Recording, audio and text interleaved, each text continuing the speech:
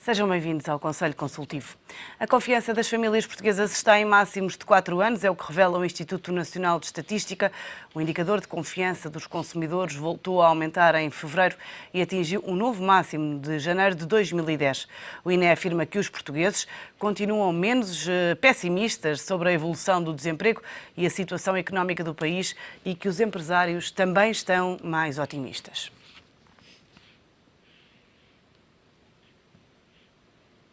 É um dos temas em análise no Conselho Consultivo de hoje pelos comentadores do ETV, António Gaspar, Mário Caldeira Dias e Rogério Fernandes Ferreira. Agradeço a todos a presença neste Conselho Consultivo. Começo por si, Mário Caldeira Dias. Apesar de toda a austeridade e toda a fadiga da austeridade, a verdade é que o INE diz que os portugueses estão mais otimistas. O que é que explica este otimismo, na sua opinião? É a recuperação económica ainda lenta que temos vindo a assistir? Pois podem ser os sinais, mas a questão do otimismo pode ser apenas que as pessoas pensam que o futuro pode ser um bocadinho melhor que o presente, não é? Isso pode de facto acontecer, porque ao fim destes anos todos também, quer dizer, não podemos também embandeirar em arco, porque ainda nos espera muitos anos uma geração de sacrifícios e de esforço para que as dívidas sejam pagas e sejam pagas na sua totalidade, se for possível, mas basta isso, não é? Também era o que faltava, também se costuma dizer que era o que faltava, é que depois destes sacrifícios todos as coisas não pudessem melhorar um bocadinho, não estivessem melhor. É que muitas vezes caem tanto que depois só resta mesmo melhorar. Embora, na minha opinião, e já tenho dito, há setores que vão recuperar razoavelmente bem, como o turismo, setores ligados ao consumo, ao comércio, por aí fora. Mas a própria economia vai recuperar de uma forma muito lenta, porque a destruição do sistema produtivo faz com que só agora, através do investimento, e sobretudo também através do investimento direto estrangeiro, é que gradualmente a própria economia recupere. E depois, como os economistas identificam aquilo que chamam os lags, mas são os desfazamentos entre o crescimento da produção e depois o crescimento do emprego e a baixa do desemprego. Este processo pode demorar entre 1 ano a 2 anos a que isto possa acontecer. Portanto, verdadeiras e significativas melhorias sobre a nossa vida ainda vão demorar. Agora, é natural que o simples facto das pessoas pensarem que o futuro pode ser um bocadinho melhor do que a atualidade ou do que foi o passado, porque normalmente as expectativas dos agentes económicos constroem-se a partir da experiência passada. Portanto, as chamadas expectativas racionais diz que normalmente as pessoas não cometem erros sistemáticos, não é? Portanto, e têm uma capacidade de previsão assente exatamente na análise do passado e da sua própria experiência. Portanto, é provável, de acordo com a análise dessa experiência, as pessoas esperem que daí para o futuro, pelo menos, não sejam tão mal ou seja ligeiramente melhor. É provável que o sintam, é isso que provavelmente também irá acontecer e, na minha opinião, é isso, no fundo, que as pessoas querem expressar quando... E pode ter também a ver com o fim do programa de ajustamento, o 17 de maio está próximo? Pois, eu acho que essas coisas são mais simbólicas, não é? Portanto, a história do relógio e do 1640 é só do Dr. Paulo Portas, mas isto é tudo muito simbólico, na medida em que nós temos aqui trabalhos para uma geração, não é? Já tenho dado este exemplo, basta queremos pagar metade da dívida, 100 mil milhões de euros em 20 anos, para ser 5 mil milhões por ano, para além dos juros. Ora, isso, por exemplo, este ano, daria qualquer coisa como de 12,8 mil milhões de euros que teríamos que pagar, se fosse assim, não é? Portanto, a dívida não se pagou, continua a ser 130% do PIB, a austeridade está longe de estar consumada, os déficits ainda não desceram de uma forma sustentada, não é para o nível dos 2% ou menos, mas embora o problema não seja esse, o problema é que os saldos primários têm que ser tão positivos quanto o serviço da dívida, não é? E para que isso aconteça, vamos demorar muitos anos. Temos os compromissos europeus, estamos integrados na moeda única. Portanto, o problema da austeridade, é, como dizia antigamente um anúncio conhecido de um carro, veio para ficar, não é? Portanto, e não se vai embora tão depressa, não é? António Gaspar, os portugueses têm razão para estar mais otimistas? Claro, Sandra, bom dia. Deixa-me dar aqui uma nota prévia que eu acho que é muito importante. Esta semana ficou a saber-se que Portugal caiu para a nona posição dos países mais pobres da União Europeia há 27, sendo que atrás deles estão todos aqueles países digamos, da Europa de Leste, vendo do Bloco Comunista, tendo sido mesmo ultrapassado pela Lituânia. E, ao mesmo tempo, Portugal está no último lugar da Europa do euro, a 15, se retirarmos as duas últimas entradas.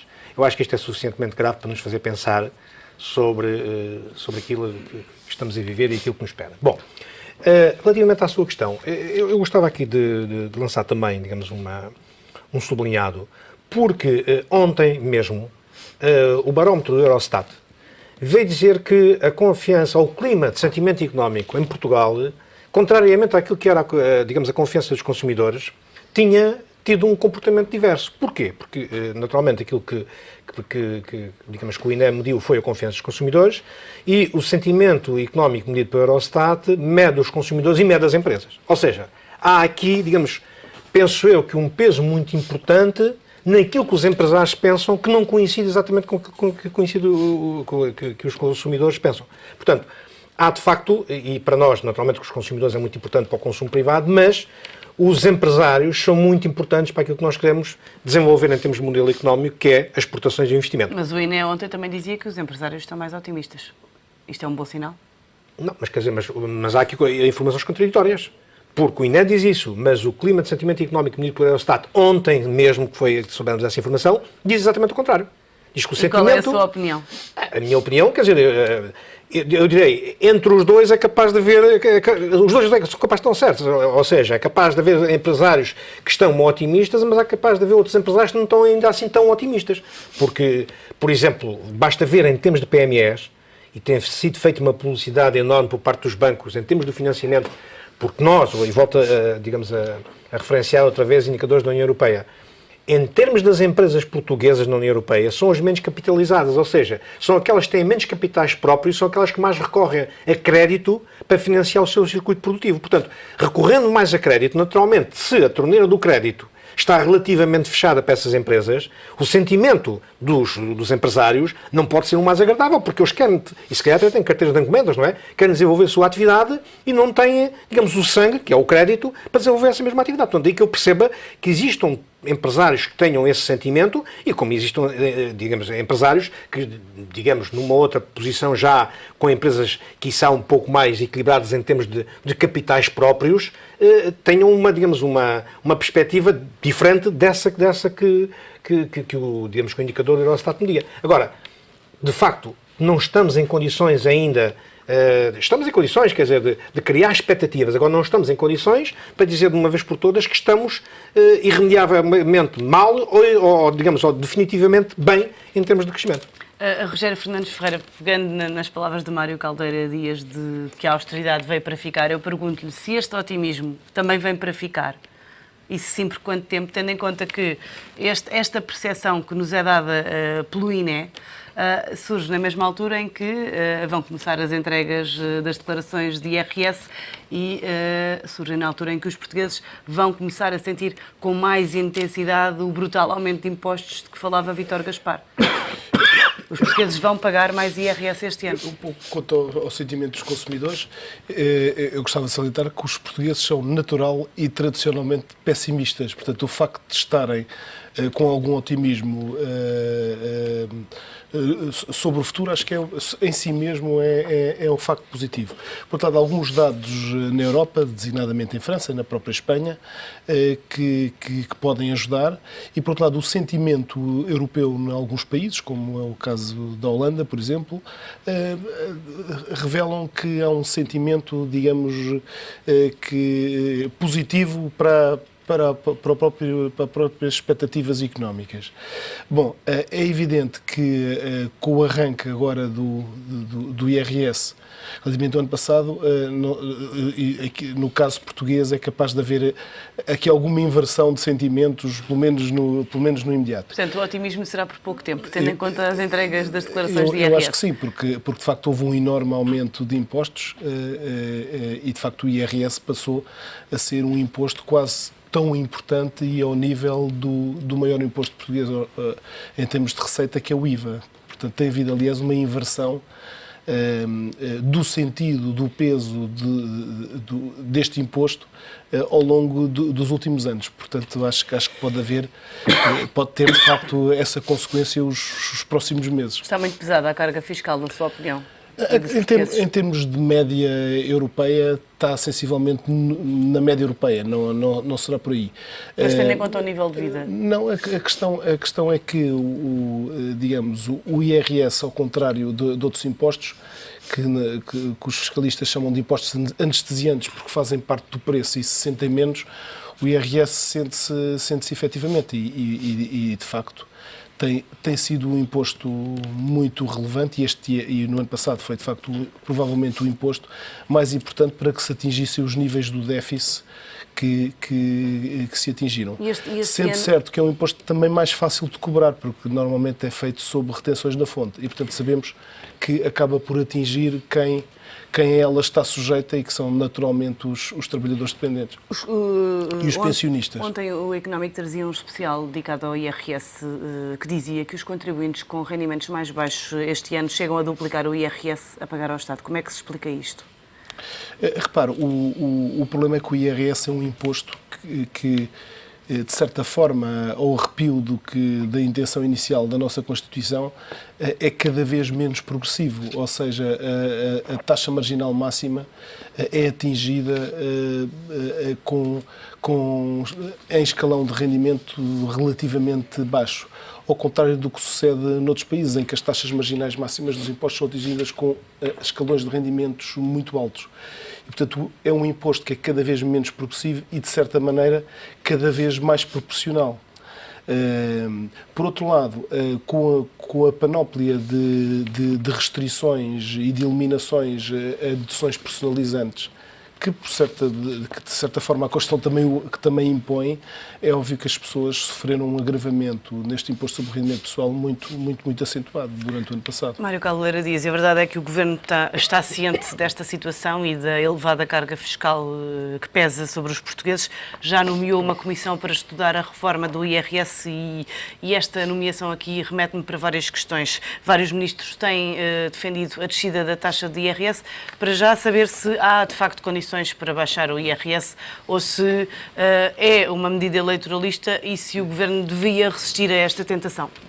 É claro que sim, quer dizer, normalmente quando não se quer resolver um problema, nomeia-se uma comissão para estudar o problema, não é?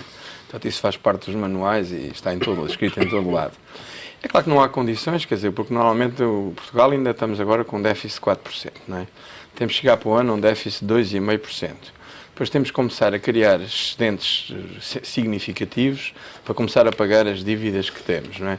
E, portanto, é óbvio que se quiser podem descer o IRS, mas tem que aumentar o IVA ou outro imposto qualquer, ou tem que cortar nas despesas, não é? Portanto, e até agora, como eu tenho dito sempre, ainda não vi, ou pelo menos só quando vir, neste caso como o Santo Tomé, que nós temos políticos em Portugal capazes de reformar o Estado. Eu não, para já, não tenho nenhuma base para acreditar que isso seja possível, nem que a nossa estrutura política, não estou a dizer que são os partidos ou as pessoas que têm culpa disso, não é nada disso.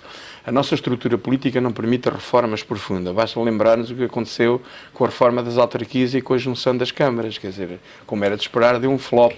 E todo o problema da dívida das câmaras foi resolvido aumentando o IMI.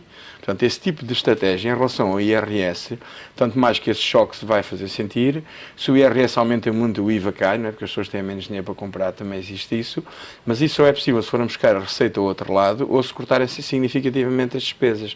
O que eu não acredito. Portanto, a explicação mais provável é que isto é uma espécie de foguetório para animar as eleições, não é? É preciso também não esquecer que a questão das reformas vai ser finalmente ajustada. A SES vai ser ajustada com o subsídio de férias. O seu efeito ainda não se fez verdadeiramente sentir. Portanto, há um efeito recessivo ainda dos cortes que ainda não se fez sentir, mesmo no tal otimismo. Agora, eu estou convencido que grande parte da motivação desse tipo de conversas, e a primeira pessoa a falar nisso foi também, mais uma vez, o Paulo Portas, não é? Que deve continuar na política, porque não se conhecem muitas alternativas de dedicação profissional e julgo que isso é apenas um foguetório pré-eleitoral e que não passa muito disso, não é?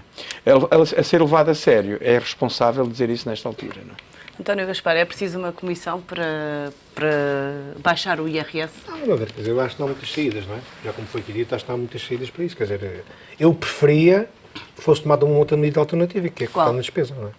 Cortar na despesa. Portanto, eu sempre tenho dito, mas temos aqui um forte opositor, um determinante opositor, que é o Tribunal Constitucional, que já disse por mais que uma vez que a medida que foi proposta no ano passado não é para aprovar, ou seja, não o Estado, o setor público administrativo, o setor empresarial é um pouco diferente, mas sobretudo o setor público administrativo, que tem 150 mil pessoas ou 120 mil pessoas a mais, não pode fazer o ajustamento da sua dimensão àquilo que efetivamente precisa. Portanto, eu acho que a solução seria essa, porque em termos de carga fiscal já atingiu, penso que já ultrapassamos os limites do que é razoável para Portugal, atendendo sobretudo, como disse há bocado, aos custos de vida e, digamos, ao nível dos salários que se pratica em Portugal. Por aí penso que não. Aumentar o IVA também penso que, enfim, seria uma solução muito desagradável. Portanto, a solução que existe aqui, quer queiram, quer não, em frente ou em frente de lado, não vale a pena criar comissões, porque comissões, digamos, é mais perder tempo, é atacar de frente o problema da despesa. Quer dizer, portanto, eu vejo o problema da despesa, naturalmente que há um conjunto de custos que poderiam ser cortados, esse não pelo peso significativo que têm, mas pela atitude moral que transmitiam às pessoas. Eu não percebo porque é que um primeiro-ministro, porque é que tem não sei quantos, 61 pessoas no seu staff, motoristas e secretários e consultores e advisors, um conjunto de pessoas. Quer dizer, podia-se começar por aí para dar um highlight de moral, às pessoas e motivação aos portugueses que tanto pagam e que tanto perdem em termos quer dos seus vencimentos, quer das suas reformas, e depois ir, de facto, fazer uma reforma do Estado. Eu também não acredito que tenhamos políticos capazes de fazer essa reforma de Estado que... É o sistema, não é por isso, é o sistema. Não, sim, mas os políticos, quem faz o sistema são os políticos, não é? Portanto, são as pessoas que tenham coragem para, de uma vez por todas, saber que Estado é que queremos. Onde é que queremos que o Estado esteja? Por exemplo, eu não entendo porque é que os portos andam a ser nacionalizados. Por exemplo, porque é que os portos pertencem ao Estado? E quem diz os portos diz um conjunto de empresas que pertencem ao Estado. Porquê? Quer dizer, não vejo absolutamente vantagem nenhuma em isso estar, ser setor público administrativo ou setor empresarial do Estado. Portanto, não faz absolutamente nenhum sentido. Portanto, queremos saber primeiro, e isso é que devíamos ter políticos capazes de nos dar essa indicação, que Estado é que queremos, onde é que queremos que o Estado esteja e com que intensidade é que queremos que o Estado esteja nesses locais. Portanto, a partir dessa inventariação, podia-se fazer uma verdadeira reforma de Estado, ajustando naturalmente, como as empresas fazem, não é? No seu ciclo produtivo, quando a produção cai, têm que ajustar a estrutura de recursos humanos condizentes com o nível de produção. Portanto, aqui a mesma coisa. Portanto, haver a possibilidade do Estado ajustar a estrutura dos seus quadros, dos seus recursos humanos, às verdadeiras e efetivas necessidades que o Estado tem.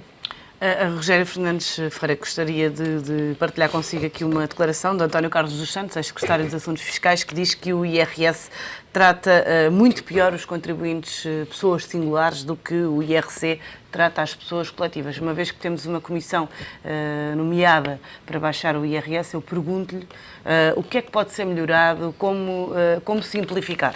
O que é possível fazer? Eu julgo que o professor António Carlos Santos tem em vista o facto de haver uma grande diferença de taxas, que aliás foi acentuada agora com esta reforma do IRC, entre a taxa marginal máxima do IRS, que hoje em dia atinge os 56,5%, e a taxa normal do IRC, que é uma taxa de 23%, portanto, que equivale a cerca de metade. Eu lembro na altura de 89, quando foi criado o Imposto Único sobre o Rendimento, e portanto o IRS, o IRC e então a contribuição autárquica, a taxa marginal máxima do IRS era igual à taxa do IRC. Portanto, desde 1989 até à data, veja a diferença que foi criada. Portanto, eu julgo que ele se refere a essa questão. É óbvio que tem que haver articulações entre estes vários impostos e é óbvio também que o IRS, tal como o IRC, tem que ter em conta questões de competitividade fiscal internacional. Ainda há pouco soube, por exemplo, que em Malta foi criado um regime de atração de residentes para Malta. Portanto, o que se verifica na Europa como no resto do mundo é que os países andam a competir entre si e, portanto, fruto de uma grande dificuldade em criar alguma harmonização e uniformização fiscal, que seria muito desejável, mas que os Estados não conseguem impor, assistimos do lado das empresas a uma descida acentuada dos impostos sobre as empresas, que no limite vai até zero, com uma sobrecarga, ou seja, a receita é essa que vai ter que ser buscada noutro local, como aqui se disse, e que tem sido, de facto, ao imposto sobre as pessoas singulares. Devia, na sua opinião, haver a possibilidade de casados poderem fazer a tributação em separado? Esta possibilidade foi já admitida pelo atual Secretário de Estado e também pelo próprio FMI. Admito até uma posição que deve ser ponderada um pouco mais radical. Acho que a tributação devia mesmo ser obrigatoriamente separada. Isto teria... Parece-lhe que o sistema ficaria mais igualitário? Não é questão de mais igualitário. Em primeiro lugar, trataria todas as situações da mesma maneira. Hoje em dia nós temos uma panóplia de situações familiares, como os casados, os unidos de facto, as pessoas que vivem em economia comum, que não têm sequer tratamento fiscal igualitário. Portanto, é a primeira questão. Depois, isto principalmente permitiria uma informatização dos procedimentos muito mais adequada aos tempos modernos e, mais do que isso, obviamente que simplificaria muito o imposto e até o próprio controle do imposto. Mais do que isso, libertaria uma série de cidadãos do dever de entregar declarações. Portanto, teria variadíssimas vantagens. É óbvio que tudo o que tem vantagens tem inconvenientes e é óbvio que isto implicaria, nomeadamente, ter que se arranjar regras de imputação de rendimentos comuns. Portanto, as coisas não são sempre muito fáceis. Já agora, só para terminar, eu também questiono um pouco o timing desta reforma do IRS, que obviamente será necessária porque o IRS hoje em dia é, como aqui já se disse, já se tem dito, é uma manta de retalhos e, portanto, necessita de ser reformado. O problema é o timing da reforma, que não sei se de facto é o mais adequado, muito menos com o sentido de baixa de receita. Portanto, se houver alguma reforma, e portanto questionando o timing, pelo menos que se tenha em atenção um princípio de que uma diminuição das taxas tem que necessariamente corresponder a um alargamento da base de tributação para que a receita seja no mínimo igual. Mário Caldeira Dias, ontem o IGCP recomprou a 1.320 milhões de dívida de 2014-2015. Gostava de vos ouvir a todos sobre esta operação. Que rescaldo é que faz desta operação? Pois, nós ainda não... Quer dizer, essa recompra, também mais uma vez, julgo que tem efeitos simbólicos na chamada gestão das expectativas, não é? Porque se a área que é sensível à gestão das expectativas é exatamente a área financeira. E julgo que isso é um sinal que se quer dar para os mercados, porque esse montante de dívida, segundo relatava as notícias, de acordo com uma almofada de 15 mil milhões de euros, pedir até aos 9 mil milhões, é claro, do ponto de vista agora mais das contas, quer dizer, eu também acho que esse tipo de imagens, quase nas vésperas da nossa saída do programa da Troika, podem, em termos de imagem, a ser positiva, não é? Agora, o que é certo é que a substituição de dívida, das duas uma, ou esse dinheiro faz falta daqui a amanhã e então tem que se fazer nova dívida para compensar esse, e nesse caso só valerá a pena se a taxa de juros for inferior. Mesmo do ponto de vista só estrito, em termos de curto prazo, eu julgo que também pode ser racional fazer isso. Porquê? Porque se esse dinheiro estava depositado no Banco Central sem render praticamente juros, o facto de se pagar a dívida e se achar de pagar juros quer dizer que o ganho equivale à diferença de juros. Eu julgo que o ganho era estimado em cerca de 20 mil milhões de euros, não é? Isto é o chamado custo de oportunidade, visto ao contrário. Portanto, aqui o problema não é tanto o pagamento de juros, é aquilo que se deixa de pagar de juros, não é? Isto no curto prazo, e no curto prazo faz sentido. A médio e longo prazo depende muito se esse montante de dívida tiver ou não que ser substituído, e se essa substituição for feita a uma taxa de juros maior ou menor do que aquela que está. De qualquer modo, só para concluir, a taxa de juros ainda tem que descer muito, porque tudo indica que a taxa de juros adequada para a tal saída limpa, que não acredito que seja sem apoios, é agora neste momento, julgo que a discussão tem que ser centrada se há apoio ou não, julgo que o problema, a palavra cautelar se tornou uma palavra pouco conveniente agora, mas no futuro, como ia dizendo, o problema da dívida tem que ser equacionado numa taxa de juros de longo prazo, que anda à volta entre os 3% e os 3,5% e não mais do que isso. Não é? António Gaspar, balanço desta operação. Bom, sob o ponto de vista financeiro não teve qualquer relevância, porque repare, ao recomprar a dívida tiveram que pagar um prémio a quem tinha aquela dívida, naturalmente, não é? E do outro lado da balança tinham um conjunto de recursos para pagar essa mesma dívida. Recursos esses que foram comprados. Foram comprados a que preço é que foram comprados? Portanto, ou seja, há aqui um trade-off entre o custo-benefício, que claramente para mim não é relevante, quer dizer, portanto, agora, apresenta uma externalidade positiva, ou seja, sob o ponto de vista político, acho que foi dado um sinal aos especuladores que andam no mercado de capitais, não é? Que compram as nossas dívidas, ou comprarão as nossas dívidas futuras, de que Portugal quer, de facto, honrar os compromissos e está a tentar, dentro das suas possibilidades, dar um salto maior do que aquilo que está previsto até agora. Portanto, não é só os mercados, quando fazem a emissão, comprar no mercado de emissão, mas também no mercado secundário, ele próprio está a recomprar a dívida. Portanto, aquilo que foi anunciado ontem com alguma pompa e circunstância pela Ministra das Finanças, não me parece que tivesse qualificações, digamos, a ação em si para ter sido qualificada dessa forma, porque, volto a dizer, sob o ponto de vista financeiro não teve qualquer relevância, absolutamente nenhuma. Sob o ponto de vista político, sim, poderá ter. Agora, quer dizer, só o tempo é que nos dirá se, digamos, este ato, esta decisão de Portugal ter feito essa recompra, se nos irá...